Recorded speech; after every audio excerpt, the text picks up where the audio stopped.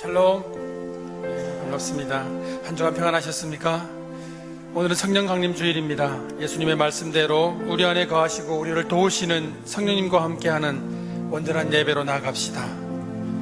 진리의 성령이 오시면 그가 너희를 모든 진리 가운데로 인도하시며 성령이 친히 우리의 영과 더불어 우리가 하나님의 자녀인 것을 증언하시리라. 이스라엘아 들으라. 우리 하나님 여호와는 오직 유일한 여호와이시니 너는 마음을 다하고 뜻을 다하고 힘을 다하여 내 하나님 여호와를 사랑하라. 아멘. 전심으로 하나님 아버지께 찬양을 드립시다.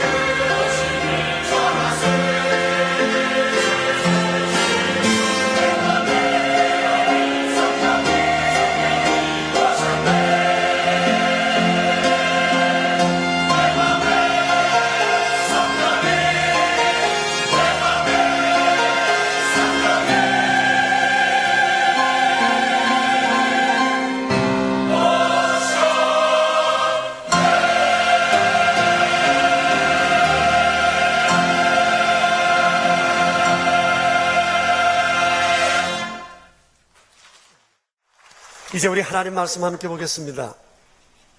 사도행전 1장 8절 한 절만 받들어 읽겠습니다. 이는 살아계신 하나님의 말씀입니다. 이제 우리 함께 사도행전 1장 8절 말씀 받들어 읽으십시다. 오직 성령이 너희에게 임하시면 너희가 권능을 받고 예루살렘과 온 유대와 사마리아와 땅끝까지 이르러 내 증인이 되리라 하시니라. 아멘. 오늘은 성령 강림 주일입니다. 주님의 교회가 이 땅에 세워지게 그것을 기억하고 또 기념하는 그런 기념주일이기도 합니다. 사도행전은 하나님의 교회가 이 땅에 세워져서 어떻게 성장하고 또 주변 상황들을 어떻게 변혁시켜 갔는지에 관해서 아주 파노라마처럼 생생하게 우리에게 전해주고 있습니다. 오늘 성령 강림 주일을 맞으면서 참된 기념을 어떻게 하는 것이 좋을까 생각해 보았으면 좋겠습니다. 그저께도 현충일을 보내면서 금년도 현충일 기념식은 예년과는 좀 다른 색다른 그런 분위기였습니다.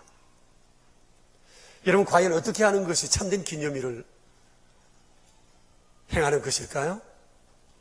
아마 그것은 당시의 사건을 오늘 우리의 삶 가운데 재현하는 거라 그렇게 생각을 합니다. 우리 교회가 29년 전 세워졌을 때 우리 교회 표어가 사도행전의 삶을 살자였습니다. 10년 동안 우리는 그렇게 살았고 진력해서 이 척박한 곳에 하나님께서 교회를 이렇게 세워주셨습니다. 교회를 세우면서 첫 번 설교가 예수혁명이었습니다. 에스겔서 37장을 중심으로 해서 그 말씀을 전하고 이 땅에 혁명이 일어나기를 간절히 바랬습니다. 왜 꼭 예수님이어야 하는가?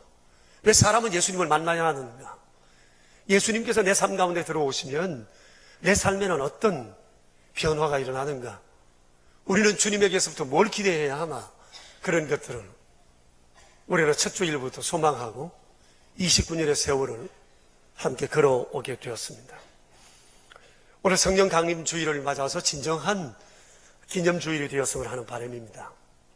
우리가 좀 전에 읽은 이 사도행전 1장 8절은 사도행전에서도 가장 핵심되는 말씀입니다. 예수님께서 성천하시는 자리에서 제자들을 떠나시면서 마지막 그들에게 일러주신 말씀입니다. 그렇다고 볼 때 이 말씀은 예수님의 다른 말씀보다도 더 무게감이 다르게 느껴진다 생각할 것입니다. 어쩌면 예수님의 성천과 재림 사이에서 교회와 하나님의 백성들이 해야 할 가장 중요한 삶의 과제가 바로 이 사도행전 1장 8절을 기억하고 순종하여 행하는 거라고 말할 수 있을 것입니다. 예루살렘과 온 유대와 사마리아와 땅끝까지 이르러 내 증인이 되리라고 말씀했습니다. 이 예루살렘이라고 하는 것은 지금 주께서 이 명령을 하시는 바로 그 도시입니다. 유다는 예루살렘이라는 도시를 싸고 있는 도를 의미합니다. 유대 땅에는 세 개의 큰 도가 있습니다. 유대도, 갈릴리도, 그리고 사마리아도가 있습니다. 그런데 유대도와 이 갈릴리도와 그리고 사마리아도 사이에서는 굉장한 충돌이 있고 서로를 원수치했었습니다. 이 두 개 도는 사마리아도를 상종하지도 않고 그곳으로 가까이 가지도 않았습니다. 그런데 주님께서는 그런 곳도 품고 복음을 전하여야 한다 말씀하십니다. 그리고 땅끝이라고 했는데 이것은 모든 나라, 모든 족속을 일컬을 것입니다. 땅끝까지 이르러 내 복음의 증인이 되리라. 주님은 선교 명령을 그들에게 내리신 겁니다. 여러분, 복음서를 보면 복음서 맨 마지막을 마치면서 꼭 주님은 선교 명령을 하셨습니다. 마태복음 28장에도 하늘과 땅의 권세를 내게 주셨으니 그러므로 너희는 가서 모든 민족으로 제자를 삼고 아버지와 아들과 성령의 이름으로 세례를 주고 내가 분부한 모든 것을 가르쳐 지키게 하라 하셨습니다. 마가복음 16장 마지막 절에도 너희는 온 천하에 다니며 만민에게 복음을 전파하라 하셨습니다. 누가복음 24장 마지막 부분에도 또 그의 이름으로 죄사함을 받게 하는 회개가 예루살렘에서 시작하여 모든 족속에게 전파될 것이 기록되었으니 너희는 이 모든 일에 증인이라 하셨어요. 요한복음 20장 21절에는 아버지께서 나를 보내신 것처럼 나도 너희를 보낸다 하셨습니다. 그리고 오늘 말씀에도 땅끝까지 이르러 복음의 증인되라 하셨어요. 온 세상 사람들이 주를 믿게 될 것에 대한 소망이 우리 주님 마음에 가득 찼어요. 주님은 영혼 구원에 대해서 아주 사무친 가슴을 가지고 있었습니다. 초대교회 성도들은 주님의 마음을 이해했어요. 그리고 주께서 말씀하신 이것을 그들의 삶의 목적과 삶의 이유로 삼고 살아왔던 것입니다. 여러분, 우리 교회 비전이 뭐죠? 다 같이 한번 해볼까요? 아니, 입을 다물고 계시는 분들은 모르신다는 얘기는 아니겠죠. 여러분, 우리 교회 비전이 뭐예요? 우리나라, 모든 나라, 하나님 나라예요. 이것은 사도행전 1장 8절을 우리식으로 적용한 내용입니다. 이것을 줄여서 우리는 우모하라고 얘기를 하죠. 금년도 여름 성경학교 수련의 주제를 우모하라고 잡았습니다. 저는 우리 교회 학교 아이들 가슴에 주님의 선교 명령이 가득 차 넘쳤으면 좋겠어요. 이 어린 아이들이 우모하를 가슴에 품고 자기 친구들에게, 가족들에게, 만나는 사람들에게 복음을 전한다면 이렇게 살아가는 아이들의 모습을 얼마나 주님께서 이쁘게 보실까. 먼저 그의 나라와 그의 의를 구하는 자에겐 모든 것을 더하여 주신다고 했으니 아이들이 복음을 품고 살다가 주님이 주시는 참된 자유와 인생의 참된 평안과 만족을 누리면서 살았으면 얼마나 좋을까 하는 그런 생각을 해봅니다. 우리 교우들은 우모하라는 얘기를 입에 달고 살지만 종종 예수님을 안 믿는 사람들이나 아이들이 말이에요, 우모하라는 얘기를 할 때 보면 제 마음이 막 흥분되기 시작합니다.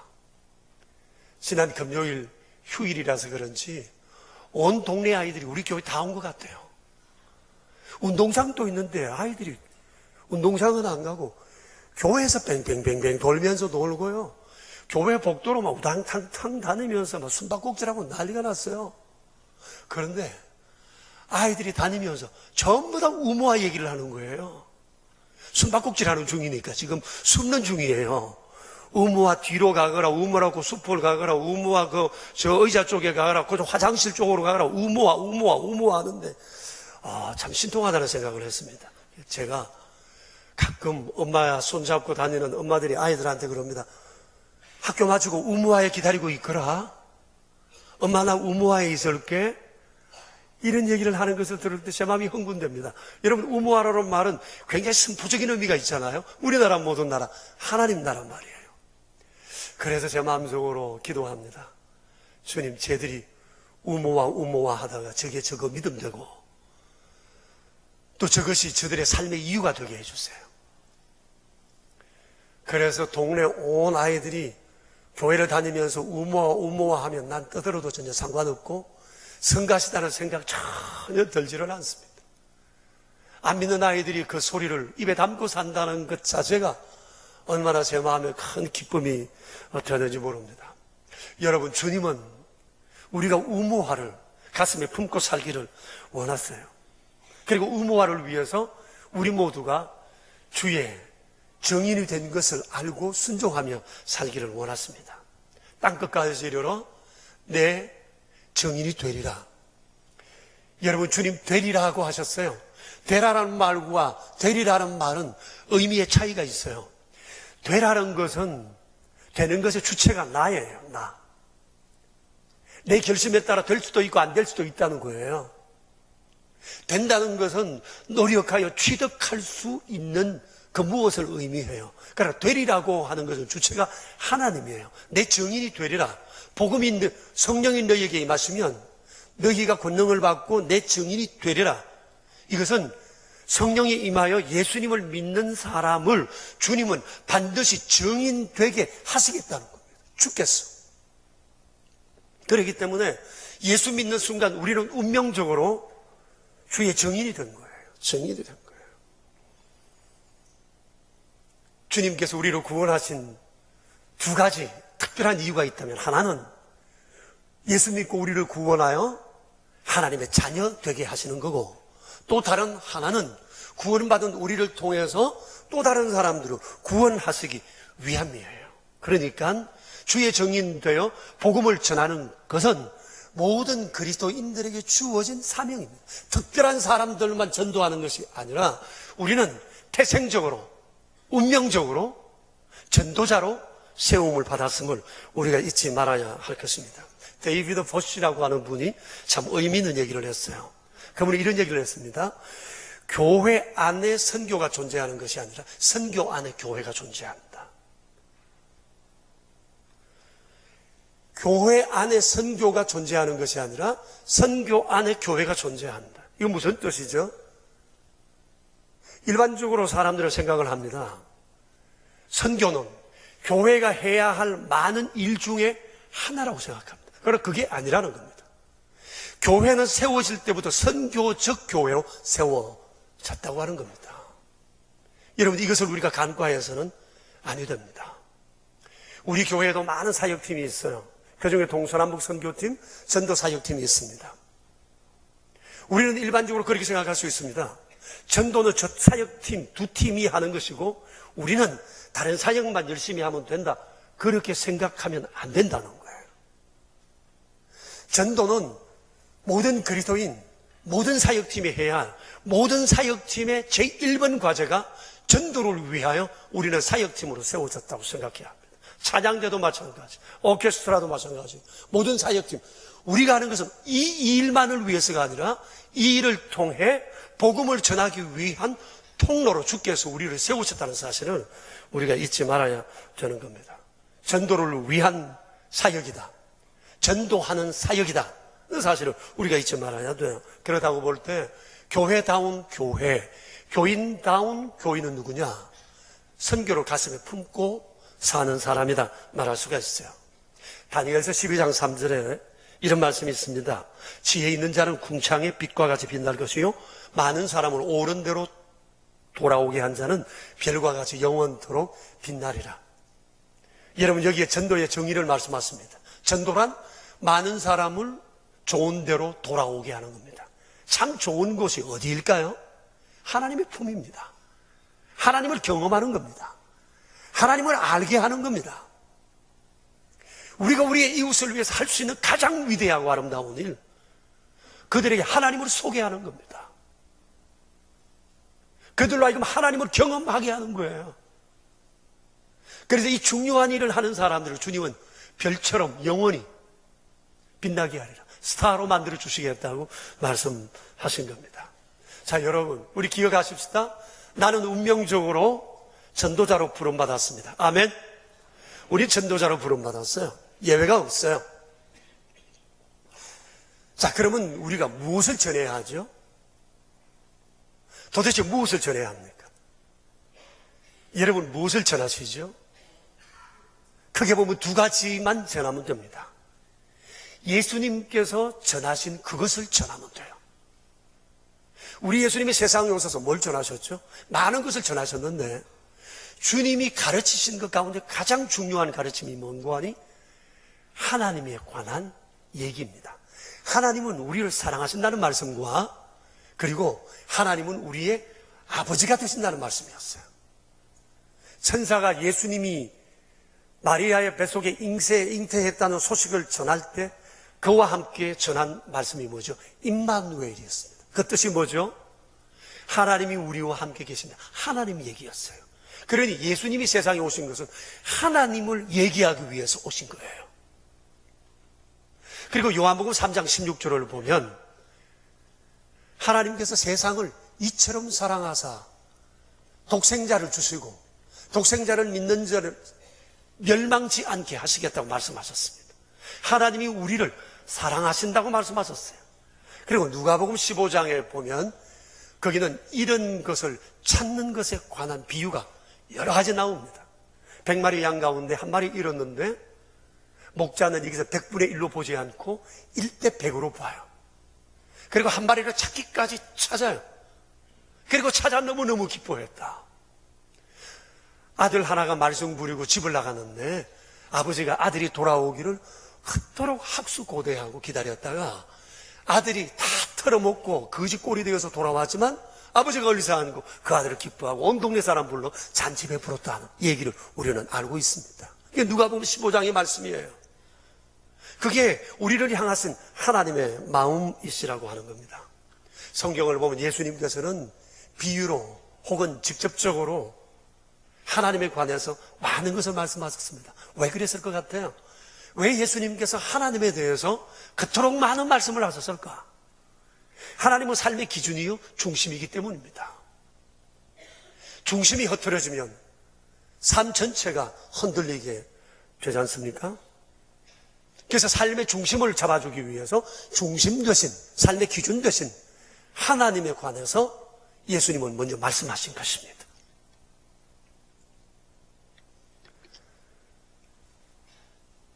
프랑스의 철학자요, 수학자요, 과학자였던 파스칼이 그런 얘기를 했습니다. 방스라는 책에서 아주 의미 있는 얘기를 했어요. 하나님을 알지 않고는, 하나님을 알지 못하고는 내가 누군지 알지 못하고, 내가 누군지 알지 못하고, 는 사람은 필연적으로 불안할 수밖에 없고 허무할 수밖에 없다 그랬습니다. 인생의 허무와 불안이 어디서 오는가? 하나님을 알지 못하는 데서부터 온다는 겁니다. 여러분, 우리 존재에 대한 질문이 뭐죠? 사람은 어디서부터 와서 무엇을 하다가 어디로 가는가라고 하는 겁니다. 삶의 존재에 대한 이유요, 삶의 목적에 관한 이유를 묻는 말이요, 존재 이후의 삶에 관한 질문 아니에요? 너무너무 중요한 질문인데 세상에 수많은 사람들 중에 이 질문에 대해서 바른 해답을 가지지 못한 사람들이 너무 많다는 거예요. 그래서 예수님께서 오셔서 하나님 얘기를 하신 이유가 바로 그겁니다. 사람들이 중심을 잡아주기 위해서 하나님을 통해 나는 나를 제대로 알 수가 있어요. 그리고 하나님과의 관계 속에서 나를 알면 우리를 흔드는 세상의 수많은 것 중에서도 우리가 불안과 허물을 극복할 수가 있다는 것입니다. 하나님은 우리 삶의 중심이 되시는 분이세요. 그래서 예수님은 끊임없이 하나님에 대해서 말씀을 하셨습니다.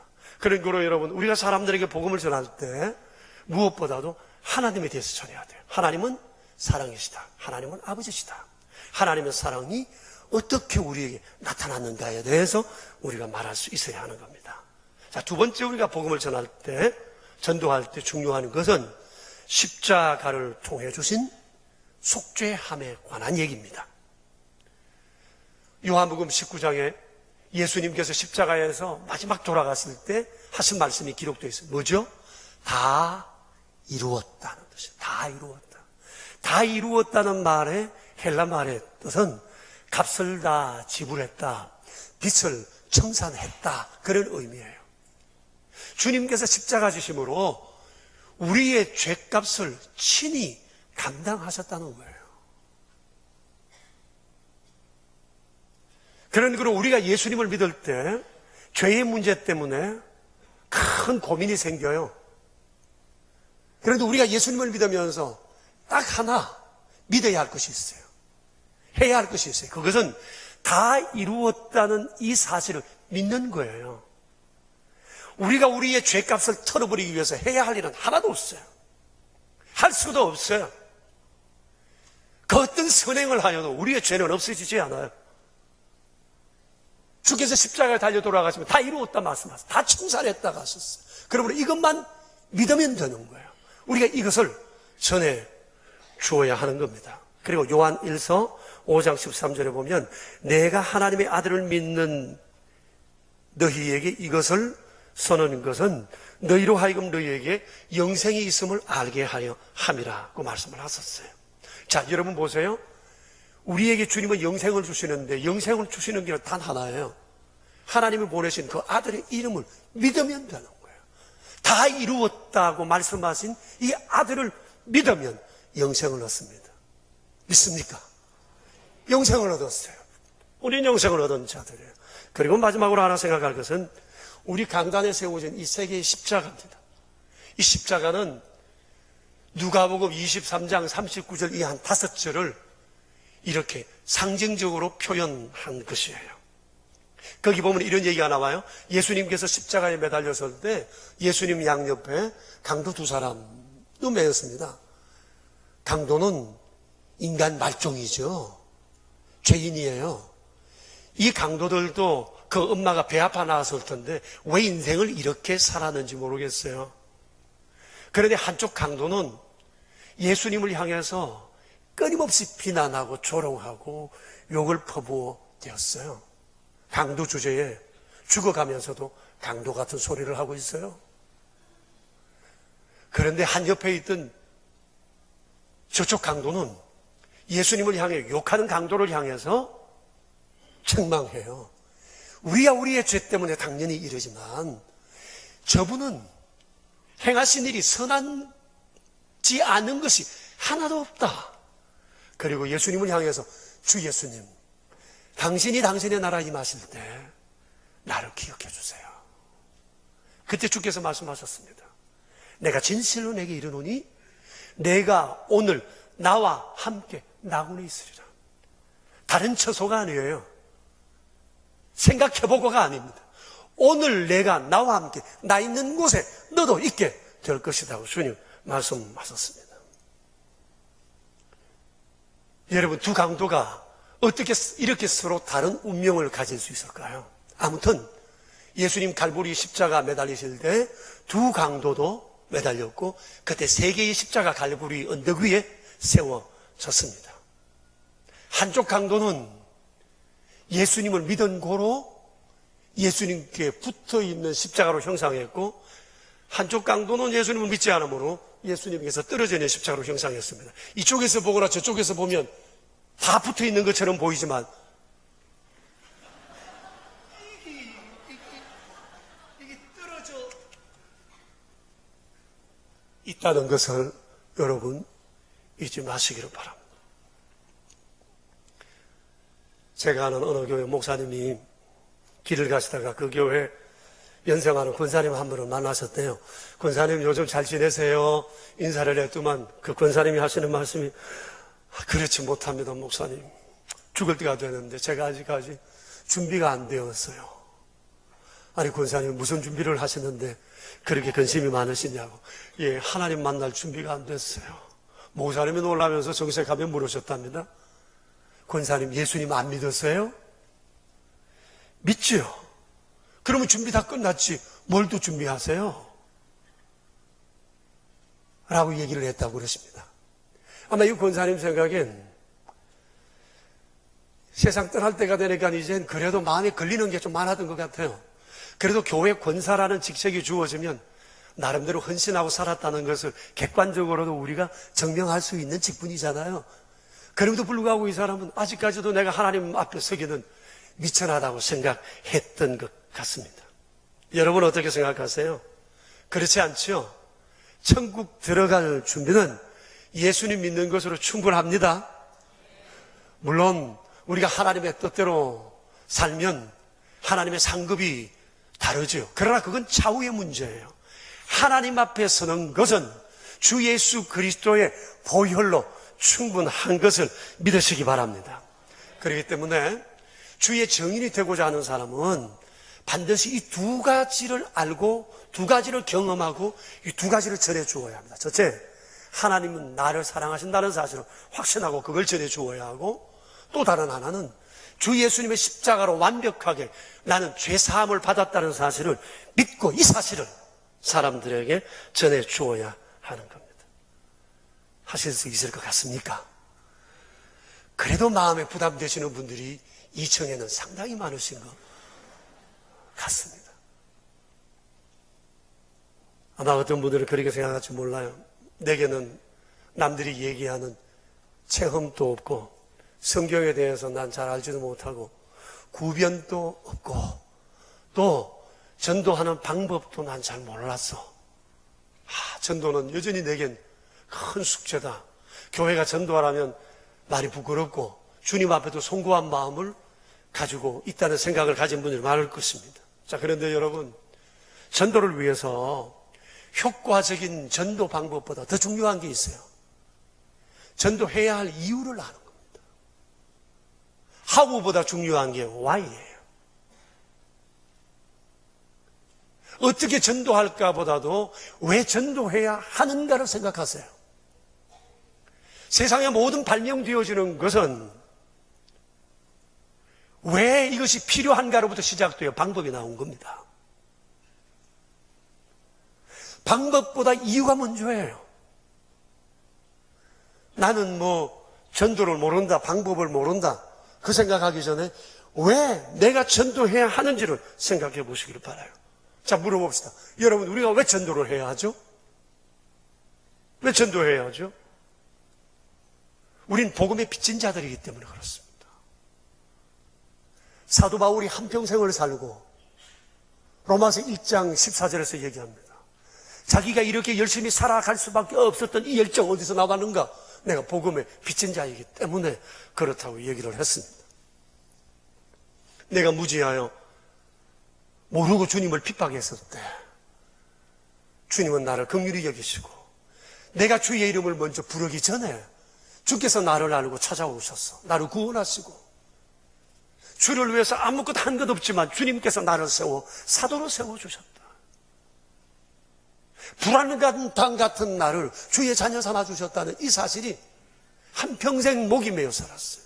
그 감격이 그로 하여금 복음의 정인으로 나서게 할 힘이 되었던 겁니다. 여러분, 바울 안에 있었던 이 놀라운 주님의 구속의 은혜의 감격이 우리 안에도 차고 넘치게 되길 바랍니다. 오늘 한빛교회가 1주년, 세워진 지 1주년 창립 기념 예배를 드립니다. 이 교회는 성남에 있는 서울 비행장 내에 있는 교회예요. 여러분, 서울 비행장 안에 하나님의 교회가 세워졌다는 게 놀랍지 않으세요? 서울 비행장은 주로 외국 사절들이 올 때 사용하는 곳이기도 하죠.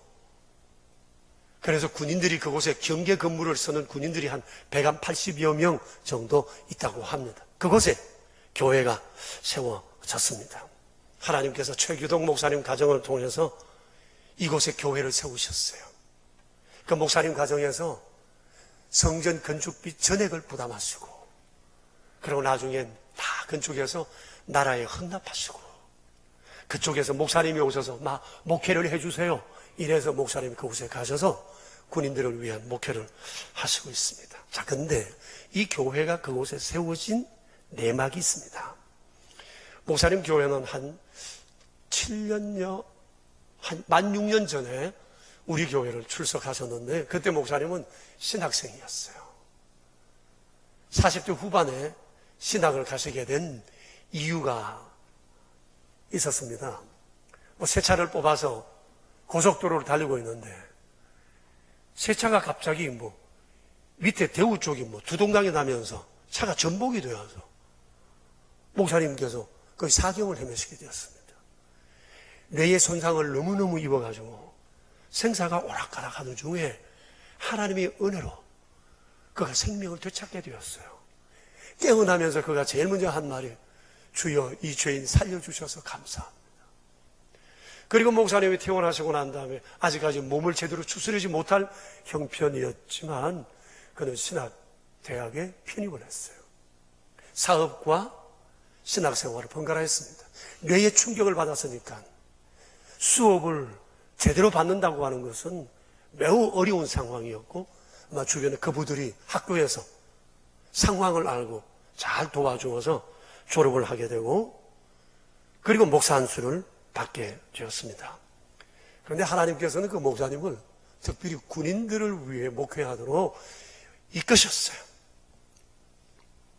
그래서 목사님께서도 전방에 교회가 없는 곳, 목사님들이 없어서 예배를 못 드리는 군인들을 위해서 목회하시려고 전방의 교회들도 부대도 알아보시고 군 목회를 위한 또 새로운 훈련을 받고 있는 중이었어요. 그때가 2011년도였습니다. 그해 11월 말에 사모님께서 뇌출혈로 쓰러지시게 됐어요. 예상치 못한 일이었습니다.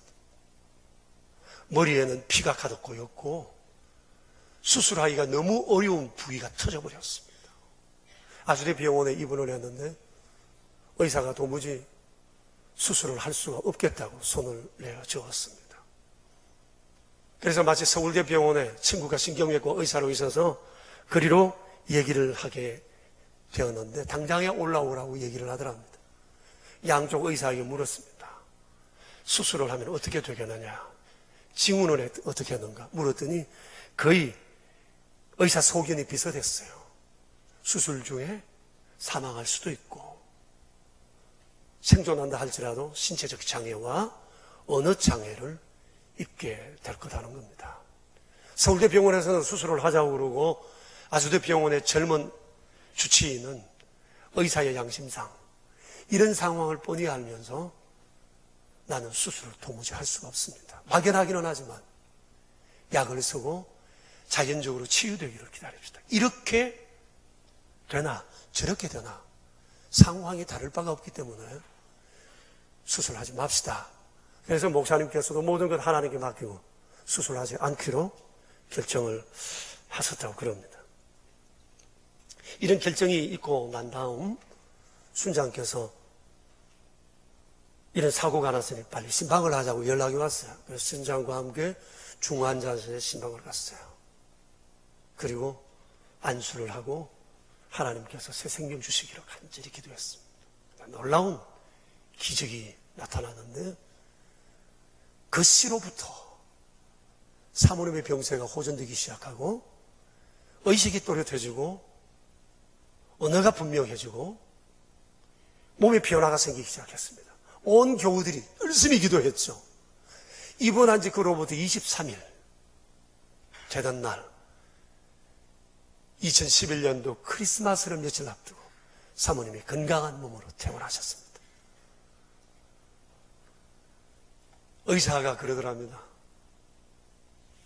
뇌에 있는 핏줄에 마치 고속도로 같은 게 놓였습니다. 피는 뭐 다 없어졌고 모든 것이 건강해져서 지금까지 살아온 세월 50년 만큼 앞으로 50년을 더 살 겁니다. 그러나 그런 사고는 나지 않을 겁니다. 여러분 놀라운 기적이 아닐 수가 없어요. 염용순 집사님 어디 계세요? 손 한번 들어보세요.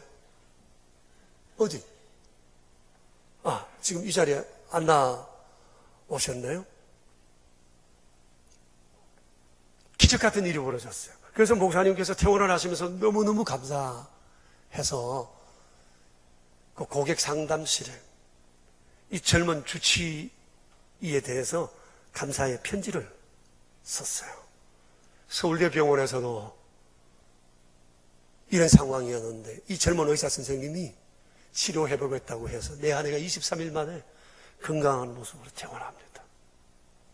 장문의 편지를 써서 제출했는데 그래서인지 모르지만 그 다음에 이 젊은 교수님이 특전 교수로 승진을 하셨어요. 그리고 조금 후에 병원에서 미국에 교환교수로 2년 동안 보내주셔서 지금도 미국에 계시는 것 같아요. 그게 이유가 아니라고 말할 사람 있어요? 너무너무 감사한 일이 아닐 수가 없어요.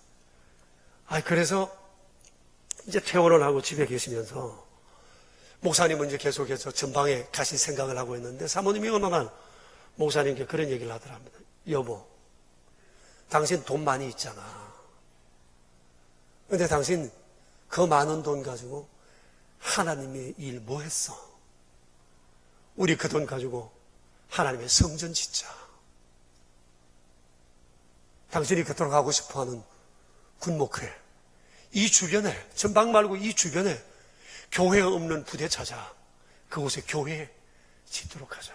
목사님께서 그 얘기를 좋게 받아들여가지고 주변에 알아보다가 서울 비행장에 마침 교회가 없다는 소식을 듣고 그곳에 그것을 하기로 건의를 했어요. 마침 면회소도 조그만하게 있었습니다. 그래서 허락이 나서 그곳에 면회소도 아름답게 짓고 200명 정도 들어간 교회까지 건축을 해서 헌납을 했습니다. 그리고 그곳의 요청으로 그곳에서 목회를 하게 된 겁니다. 장병들이 얼마나 좋아하는지 모르는데요. 자, 그런데 지난 주간에 목사님을 만났는데 저는 또 한 번 놀랐어요. 사병이 180명쯤 되는데 주일날이 되면 10명은 거기서 좀 떨어진 큰 부대 불당에 가고 또 10명은 그곳에서 차 타고 천주교회 가고 한 10명쯤은 또 저기 출가하고 나머지 150명이 교회 온답니다. 여러분, 이건 기적이에요. 군대에서 그 교회 가는 거 되게 군인들이 아주 뺀질뺀질하고 한숨 한숨 돈만 가려고 하는데 그 많은 부대원들이 전부 다 교회에 와서 하루 종일 예배 드리고 놀다가 3시나 4시쯤 되면 내무반으로 돌아간답니다. 여러분, 이건 군의 상황을 아는 사람들은 이거 이해가 안 되는 겁니다. 목사님 얘기가 그럽니다. 거기는 너무도 중요한 곳이라 거기 근무하는 군인들은 아주 우수한 사람들만 뽑아서 그곳에 근무를 시킨답니다. 그리고 목사님은 50대 후반인데 이 젊은이들하고 어떻게 통하겠어요? 그리고 이제 목회를 막 시작하신 첫 초년 목회를 하고 계세요. 그리고 뇌가 엄청나게 충격을 받아가지고 깊은 사고나 이런 것들 하시는 것도 많은 지장을 받고 계십니다. 그런데 어떻게 이와 같은 일이 일어날 수 있었나? 목사님, 이건 정말 하나님의 은총입니다. 하나님께서 목사님을 많이 사랑하시는 것 같다. 그래도 목사님 말씀이 그럽니다. 목사님, 우리 가족은 하나님의 은혜로 삽니다. 다르게는 살 수 없는 가족들입니다. 내 아내가 그랬죠. 제가 그랬죠. 결혼해서 우리 딸 아이도 8년 만에 태어났죠. 우리는 하나님의 은혜로 살아갑니다. 이 하나님의 은혜가 나를 신학하게 했고 우리의 재물로 하나님의 성전 건축하게 했고 이렇게 목회할 수 있도록 나를 불러주셨다는 겁니다. 그러니 제가 상상합니다. 목사님 무슨 설교를 어떻게 하느냐 묻지는 않았지만 대충 상상이 됩니다. 아마 목사님께서는 내 삶 속에 역사하셨던 이 하나님의 은혜에 대해서 끊임없이 젊은이들에게 얘기하지 않았을까. 뭐 다른 증거가 있어요. 하나님이 얼마나 우리를 사랑하셨어요. 못난 우리를 이끄시고 이렇게 세워주셨으니 뭐 이 이상 다른 증거가 또 무엇이 필요하겠습니까? 그 연세 높으신 목사님도 목회를 그렇게 성공적으로 하고 계십니다. 젊은이들이 변화되고 있습니다. 여러분, 이런 놀라우신 주님의 은혜가 우리 가운데 넘쳐나게 되길 바랍니다. 오늘은 성령 강림 주일입니다. 우리가 제대로 기념할 수 있었으면 좋겠습니다. 2000년 전에 예루살렘의 그 사건이 우리의 삶 가운데 재현되게 되기를 축복합니다. 주님 우리에게 말씀하십니다. 내 증인이 되라. 방법을 생각하지 마세요. 왜 이 말씀을 하셨는지, 왜 이래야 되는지 이유를 생각하세요. 그 이유가 우리로 하여금 우리의 삶을 놀라운 선교의 현장으로 바꾸어 줄 줄로 믿습니다. 우리 함께 기도하겠습니다. 여러분, 한번 자신을 돌아봅시다. 한평생 살면서 한 사람도 전도하지 못하고 사는 사람 너무 많고 1년을 지내면서도 남에게 입을 벌려 하나님의 사랑을 전하지 못하는 사람 또한 얼마나 많은지 모릅니다. 받은 바 은혜는 많은데 자꾸 방법을 찾다가 시기를 놓친 경우가 얼마나 많은지요. 왜 주님이 이 말씀을 하셨을까? 왜 해야 하나? 왜 전도해야 하나? 우리 생각합시다. 오늘 성령 강림 주일입니다. 이대로 보낼 수 없습니다. 2000년에는 그 사건이 내 삶 속에 재현되었으면 좋겠습니다. 주님의 기대를 저버리지 않는 우리 명순의 가족들이 되었으면 해요. 우리 주님 앞에 이 시간 함께 기도하겠습니다. 자비로우신 하나님, 우리 아버지 감사를 드립니다.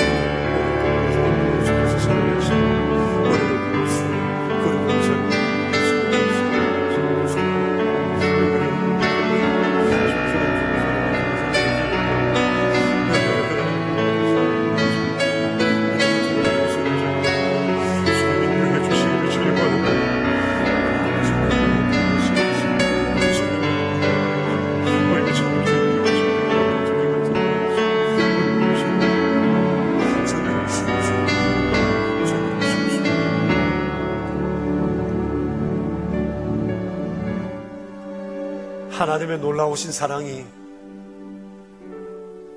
저희를 품으시고 새 생명을 주시며 주의 자녀 되게 하셨습니다. 놀라우신 하나님의 사랑은 독생자를 세상에 보내시고 저희의 죄를 우리 주님께 다 지우심으로 억만 가지의 우리의 죄값을 친히 치르게 하심으로 오직 믿음으로 구원받게 하신 그 놀라우신 은총을 감사합니다. 그런데 그 감격이 우리에게 식어져 버렸습니다. 믿으면서도 그 사실을 진실로 깨닫지 못하는 이들도 있습니다. 자비로우신 주여, 성령 강림 주일 아침 저희에게 다시 한 번 더 주께서 저희들에게 행하신 놀라운 일들을 다시금 기억할 수 있도록 도와주시고 우리 안에 그 큰 감격을 기억하고 이것을 세상에 전하는 믿음의 사람들이 되게 하여 주시옵소서. 방법을 찾지 않게 하시고 왜 복음을 전해야 하는지를 생각하게 하소서. 우리가 가는 곳마다 2000년 전 예루살렘 그 사건이 재현되어지는 아름다운 은총이 있게 하여 주시옵소서. 예수님의 귀하신 이름으로 기도드리옵니다. 아멘. 이제 우리 다 함께 일어나셔서 323장으로 주님을 찬양합시다. 거룩하신 아버지, 아버지의 그 사랑과 말씀을 마음에 품고 결심하며 이전을 났습니다. 이 아침의 결심이 저희의 평생을 좌우하는 능력이 되게 해주시기 바랍니다. 우리 안에 주신 이 놀라운 평안과 즐거움과 참된 만족과 환경을 극복하는 능력이 복음과 함께 우리 주변에도 증거될 수 있도록 도와주시옵소서. 주의 놀라우신 은총을 기억하고 예물을 구별하여 주님께 드립니다. 주님, 여러 모양으로 저희들이 구별하여 드리는 예물들을 받으시오며 저희들의 평생이 주를 기쁘시게 해드리는 삶이 될 수 있도록 도와주시옵소서.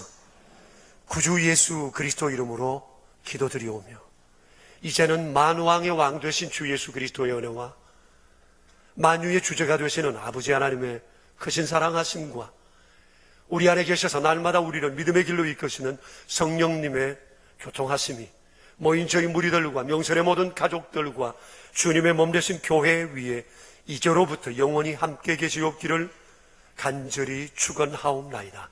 아멘.